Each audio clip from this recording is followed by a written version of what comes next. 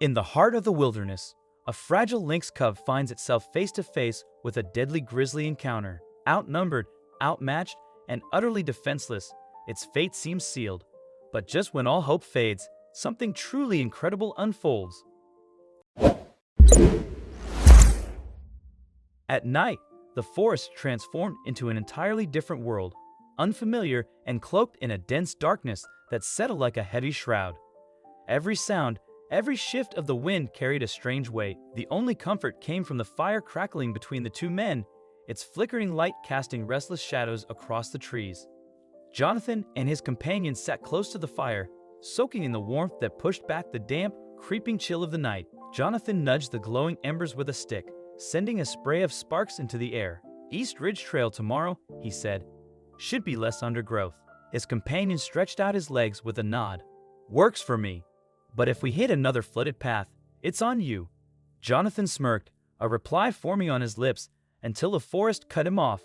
A low, unnatural sound rippled through the air. It wasn't the wind, nor the call of an owl. This was something deeper, heavier. Then came the sharp snap of breaking branches. Something big was out there, moving through the dark.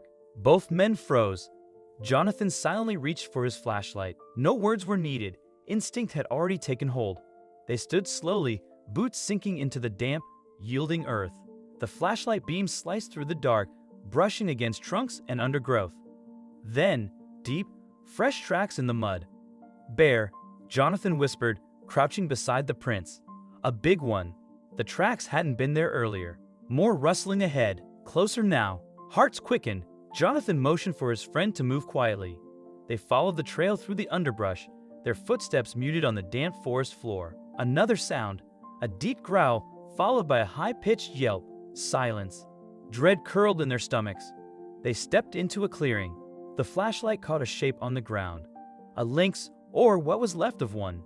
Its pale fur was soaked in blood, throat torn open, glassy eyes staring. But it wasn't the carcass that made them stop. Curled beside the lynx's body was a tiny cub, trembling, unmoving except for the twitch of an ear in the light. A low breath came from the trees. Jonathan stiffened. Then they stepped out, two grizzlies. One massive, matted with mud and leaves, eyes gleaming. The second was smaller, but no less threatening. The dead lynx wasn't their target, the cub was. The realization struck like ice water. They weren't just witnesses. They were caught in this. The larger grizzly sniffed the air, gaze shifting from the cub to the men. A question hung in the silence: predators, prey, or threat? Jonathan tightened his grip on the flashlight. They were too exposed. The fire was too far behind. And the cub, it didn't know it, had only seconds left. The bear stepped forward. The cub whimpered. Everything was about to go wrong. They moved fast. No time to talk. The bears watched, calculating. Jonathan yanked his companion's arm, pointing to a narrow trail leading uphill. "Hunting tower," he whispered. "It's close." They climbed, silent and urgent. The old wooden structure groaned under their weight. Below, the bears moved closer to the cub. From above, they watched in tense silence. One bear sniffed, the other shifted its stance. They were staying. Hunting. "What do we do?" Jonathan whispered. "Nothing," his friend replied, jaw tight. "This isn't our fight." But as the cub trembled against the ground, something inside him clenched. "We can't just let it die." Jonathan cursed softly as the larger bear stepped toward the cub. A rock flew from the tower, landing with a crack near the bears. They froze. The smaller one looked up. "Oh hell," Jonathan muttered. The bear saw them. Snorting, it advanced toward the base of the tower. Jonathan whispered, "Stay put." The bear placed a paw on the first rung. A knife wouldn't stop it. The tower groaned under its weight. Then, Jonathan pulled out a flare. The bright light burst to life, casting a red glow and thick smoke. The bears hesitated. The bigger one growled but backed off, uncertain.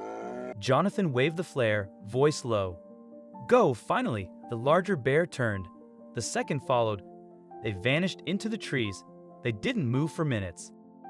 The cub remained at the clearing's edge, pressed to the earth. Dawn broke slowly, casting the forest in muted gold.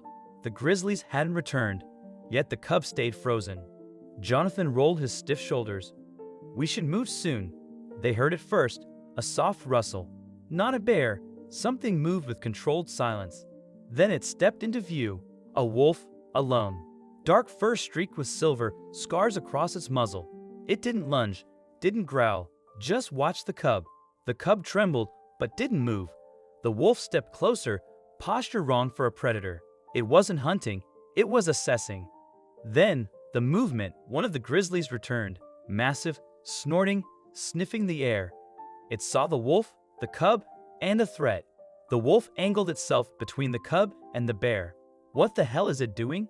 Jonathan whispered. The bear lunged. The wolf dodged, slipped around like smoke. Not attacking, just stalling. The cub bolted toward the rocks. Too late for the bear to stop it. The wolf melted into the trees, drawing the bear away. They had just witnessed something impossible. In the days that followed, the sightings continued, each one raising more questions. The wolf and the cub were always together, moving through the forest like a unit. The cub followed the wolf's lead, clumsy at first, but learning with each step, adapting. "This isn't just survival," Jonathan muttered. "It's something else." Then the cougar came, swift and without warning. The wolf fought back, teeth bared, but took a hit. It staggered, blood soaking its side. Still, it refused to fall. The cub didn't run, it stood its ground. The wolf, battered but unbroken, faced the cougar down. The big cat hesitated, reconsidered, and backed away. One more choice, one more victory. They tracked the pair and spotted them again by a quiet stream. The wolf, still healing, and the cub curled against its side. There was no fear between them, only trust. The cub brought scraps of food, offering it first to the wolf, guarding it in its own small way. "That's not instinct," Jonathan murmured. "That's a bond." Then came a stretch of silence, a month without a single track, not a broken branch, not a sound. Until one final night near the old hunting tower, two shapes emerged from the dark, eyes gleaming in the moonlight. The wolf and the lynx cub, grown now, no longer fragile. They didn't come closer, only stood and watched in silence, a quiet farewell. Then, without a sound, they slipped back into the forest as if they had never existed at all. Yet the truth lingered. What the men had witnessed wasn't just survival. It was something older, wilder, something that would never leave them. What do you think of this story? Let us know in the comments section. I hope you liked this story. Please give it a thumbs up and subscribe to our channel. Also subscribe and press the bell icon to never miss the update from our channel. Thank you.